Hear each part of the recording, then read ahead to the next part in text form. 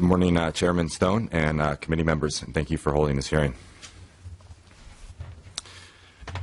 This hearing today is about California's oil spill prevention and response preparedness. Among the seabirds, marine mammals, and fisheries of the central and northern California coast, we enjoy the greatest biological diversity, but also the highest sensitivity of any region on the Pacific coast in North America. The ports and terminals of the San Francisco Bay region support an enormous volume of marine traffic arriving from all parts of the Pacific Ocean.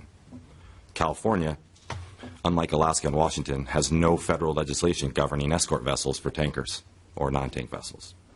Vessels meeting certain state requirements are allowed to pass through the Golden Gate unescorted. Tankers.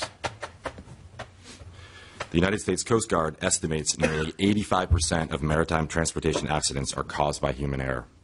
On August 19th of this year, the Coast Guard reinforced the dual escort vessel requirement for tankers in Prince William Sound, Alaska, saying, quote, "We believe a two-vessel escort system is beneficial in the event of equipment failure, such as the loss of steering or propulsion."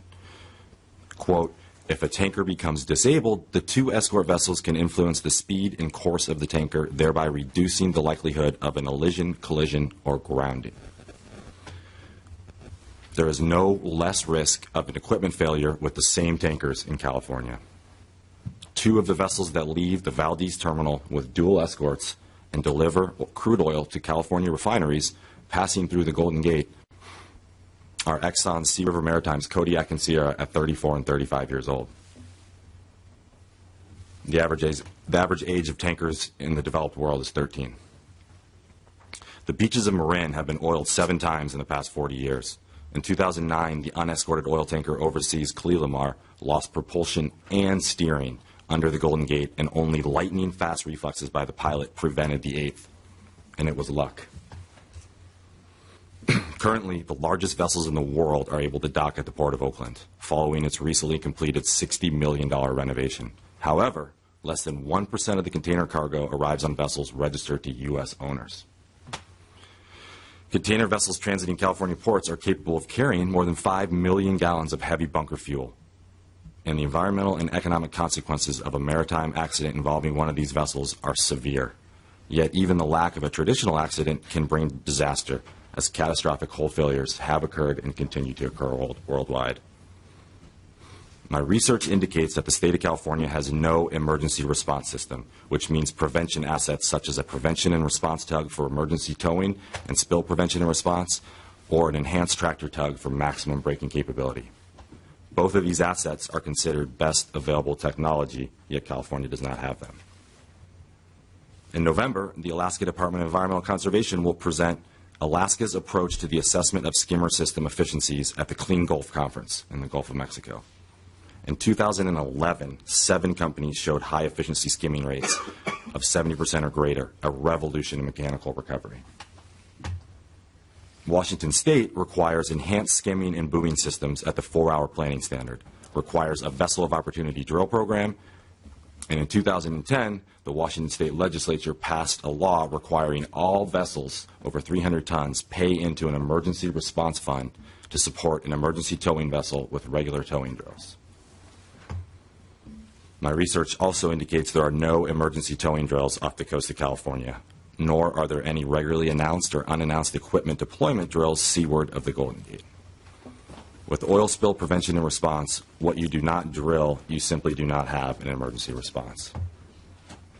Without achieving the best available technology standard for prevention, California will be reliant on chemical dispersants instead of mechanical response when the next large spill occurs seaward of the Golden Gate. California's spill response policies list chemical response as the last option. However, without adequate prevention and mechanical response system capability, it becomes the only option when a spill happens. We are still learning the legacy of the Deepwater Horizon catastrophe, what it will be to humans, the environment, and the ecosystem overall.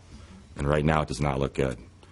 Like the Gulf of Mexico, however, California has naturally occurring oil seeps that provide a continuous food source for naturally occurring oil-degrading bacteria.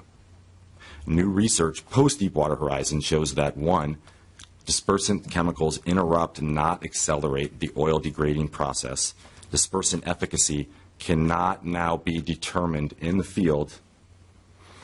The acute toxicity is far greater than previously known, and they persist in the environment for years alongside the oil with unknown but most likely serious consequences. Thus, I recommend, the Extraordinary Coalition of Environmental and Commercial Fishing Groups that submitted a letter to the state recommend immediately working towards minimizing as much as reasonably possible the risk of a maritime transportation emergency off the California coast and preventing emergencies that do happen from escalating out of control. Fortunately, the Lempert-Keene Sea Strand Act provides California with the best achievable protection through the use of the best available technology worldwide. This is a very strong piece of legislation that can be effectively used to strengthen the program in California.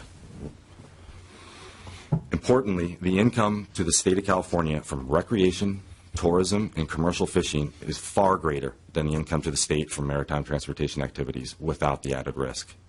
Just as private citizens pay a toll to transit the Golden Gate Bridge, shouldn't the oil and shipping industry be required to pay a toll when their vessels transit the Golden Gate Bridge for the risk they create to our public trust marine resources?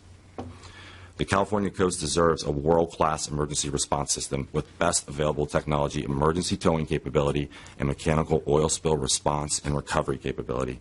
We look forward to working with you to achieve this absolutely necessary protection. Thank you. Thank you.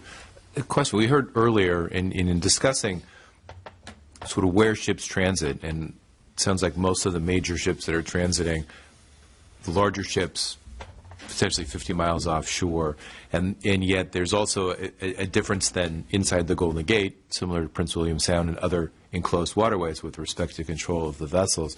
In your mind, and I almost heard this, but I don't want to put anything into what you're saying, you said seaward of the Golden Gate Bridge.